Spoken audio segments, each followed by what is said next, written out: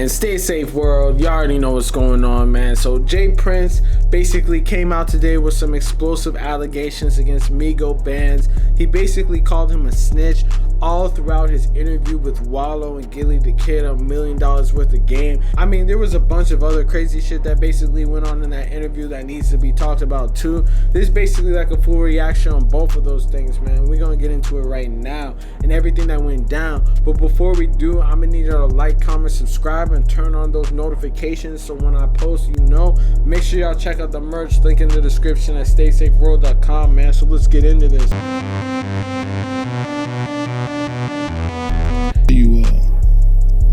It was a lengthy police report. Yeah. By the guy that was mainly involved with this situation. And how do you feel about things that were said in that police report? Man, you know, if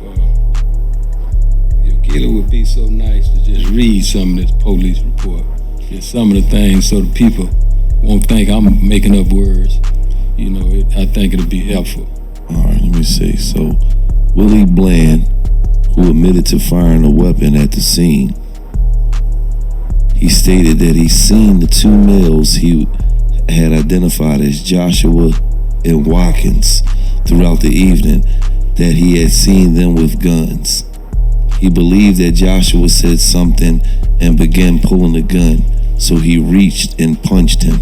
He thought that males were about to try and rob Quavo. This was the first major interview that J Prince really had with a major podcast platform where he basically spoke his piece along with his family, Mike Prince and J Prince Jr., talking about the whole Takeoff situation. Throughout the situation, J Prince sort of came out and it seemed like he was more upset at the fact that paperwork came out on MIGO bands, and he was more upset at the fact that MIGO bands was communicating and cooperating with the police than with anything that had to do with the situation with Takeoff, man. At one point, he actually forgot Takeoff's name, and on top of that, his brother, or I don't know how they're related, but Mike Prince basically forgot Takeoff's name also and called him Offset on accident, which showed how much they cared, you know. They said that they cared a lot, but it didn't really seem like it, but that's besides the point. But he basically came out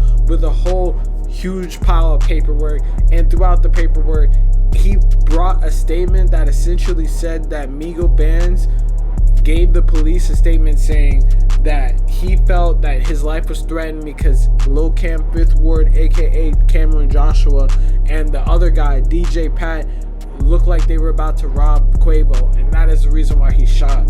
And throughout the interview, J Prince basically went and he kept doubling down, saying that he was upset about this, that he was a clown for doing this, that he couldn't be in the streets, that people in Atlanta need to watch out for this guy.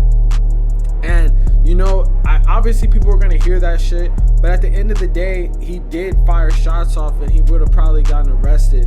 And I guess he was doing it in self-defense. The whole argument that J Prince basically gave throughout it was that if he had known that he was up against people with guns, he shouldn't have been shooting, obviously.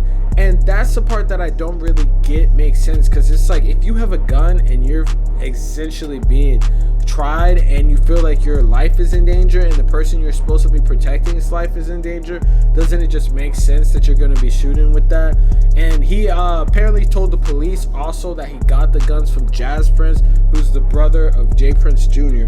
But this still doesn't explain the video that basically went down throughout that showed J Prince Jr. calmly walking past the scene. I mean, throughout the interview, J Prince Jr. says that he walked past the scene to assess the situation and was quote unquote enlightened by Mike Prince, that sort of told him that his brother's friend Takeoff, because they're originally there for Jazz Prince's birthday, basically got shot and killed. So that was the one main thing that sort of came out. You know, throughout it, I mean, they basically iterated the fact that J Prince wasn't there, but J Prince was the one basically speaking throughout the whole interview, and he came at MIGO bands pretty harshly. I mean, he basically said it was the person that was with Takeoff, and the only person that was really with Takeoff and Quavo was MIGO bands, and he was the one that was only seen on video firing shots, so I assume he's the one that's in the paperwork. And he basically said that it was that guy. He didn't even even want to mention him for the first half of the interview, but I thought it was a major bombshell because no one had really talked about that before. But I still feel like he really was acting like that was the major thing that needed to be talked about. And it took Gilly the Kid to say, what the top thing you care about is Takeoff, right? And he said yes. But midway through, he even forgot that he was talking about Takeoff and forgot his name for a second, man. So it's like, obviously this is not a good interview. It's pretty guilty. People were saying even in the comments they need to donate the blood money to charity. Man, they really did their case and they put their case out there. It looked like a deposition or some shit. It really looked like Gilly the Kid was afraid to ask the real questions. It seemed like Wallow didn't give a fuck, and he asked the questions that people were wondering. He asked, why did J Prince walk past? What's up with the situation with Duke the Jeweler occurring right before this shit?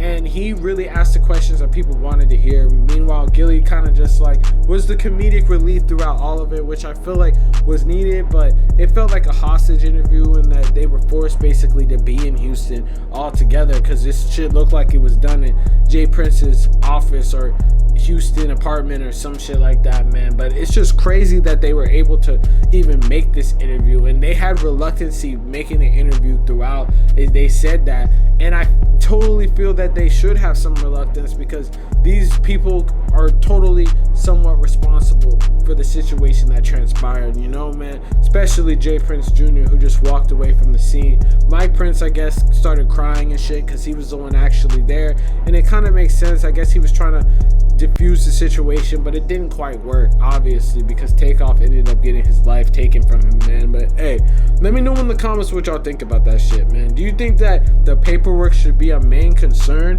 or do you feel like it was overblown and that he wasn't really taking accountability, man? He went through that paperwork like it was some 1090 Jake shit, man. He went full 1090 Jake shit with that, trying to figure out what's up, who's doing what, exposing paperwork on the internet, just like how everyone be doing, man. Grown, acting like he's young, man. It's a crazy situation, man. But hey, let me know in the comments what y'all think about that shit. If you saw the video, let me know. If you think there's something sketchy going on, let me know, man. Real stay safe shit. Y'all already know what's going on. Make sure you like, comment, subscribe, man. Peace.